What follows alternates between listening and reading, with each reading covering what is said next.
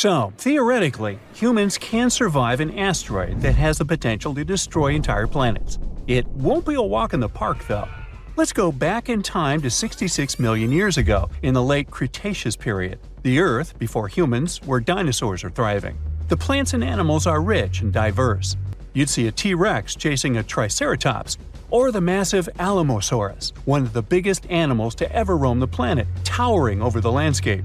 In Texas, they remember the Alamosaurus. And watch out for the Ankylosaurus, a living tank swinging its tail like a wrecking ball at any threat.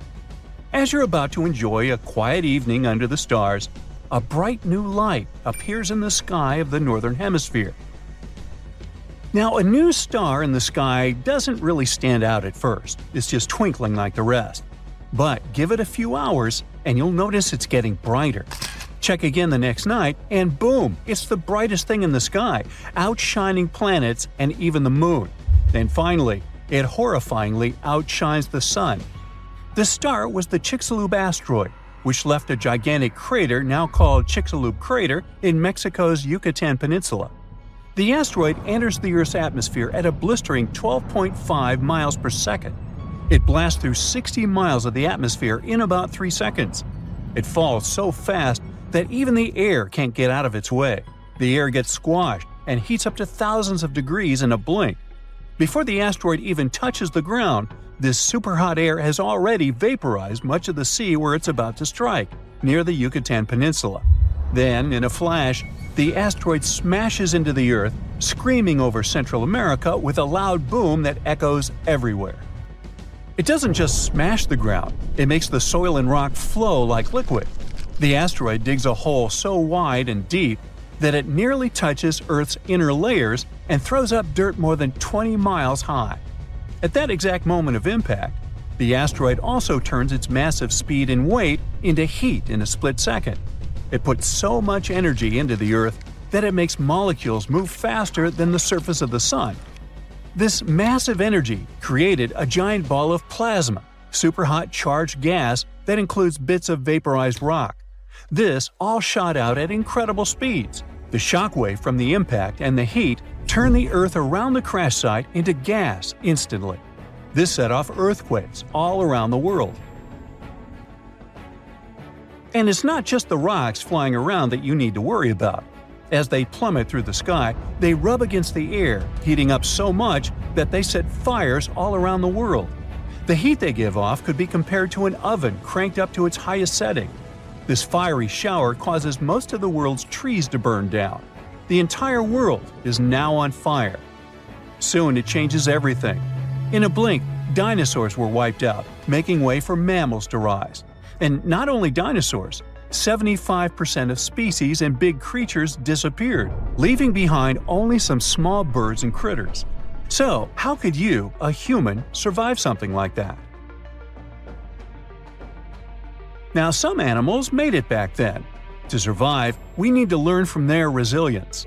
The only birds that survive even in the toughest conditions are the ones nesting safely on the ground.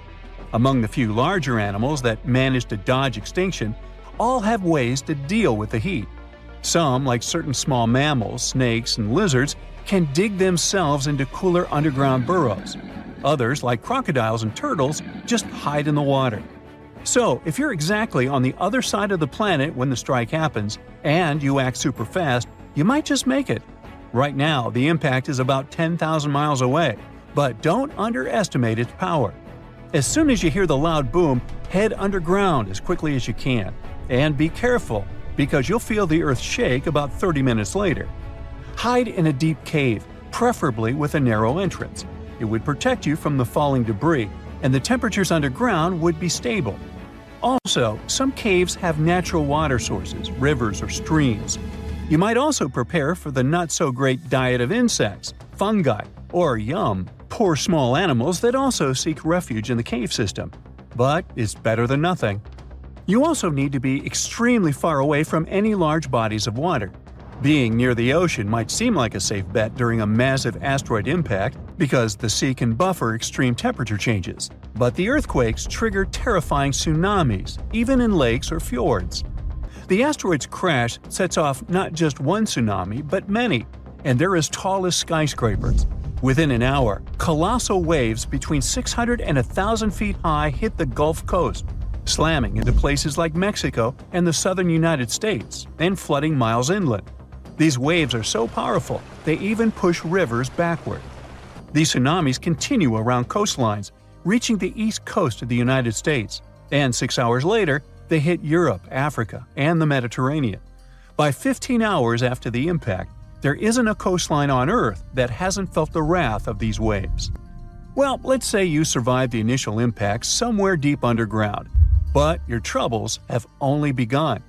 The Chicxulub asteroid strikes a region loaded with sulfur. This sends 100 billion tons of sulfur and an enormous amount of water into the sky. The water vapor forms massive storm clouds. They start to rain acid. In colder places, huge snowstorms bury the land under feet of snow each day. The impact also vaporizes massive amounts of oil, throwing up 150 football stadiums worth of it into the air. This oil turns into a thick black soot in the stratosphere. It coats the Earth like black paint. And even when the acid rain calms down, this carbon stays up above the clouds and doesn't wash away. This sooty layer blocks out 90% of sunlight, plunging the Earth into a cold darkness that lasts for at least 3 years. The world cools down by about 50 degrees on average. Now, when you finally leave your deep cave, you must look for places where you won't freeze. The only spots spared from the frost are tropical islands like Madagascar, India, which was an island back then, and Indonesia. These places have surviving plants and animals, and they even continue to get fresh water, unlike most of the world. Everything else in the world looks like a huge nuclear wasteland. These tropical islands are safe spots during an asteroid apocalypse, but don't think of them as paradise. These places still only get about 10% of their usual sunlight and barely enough rain to avoid turning into deserts.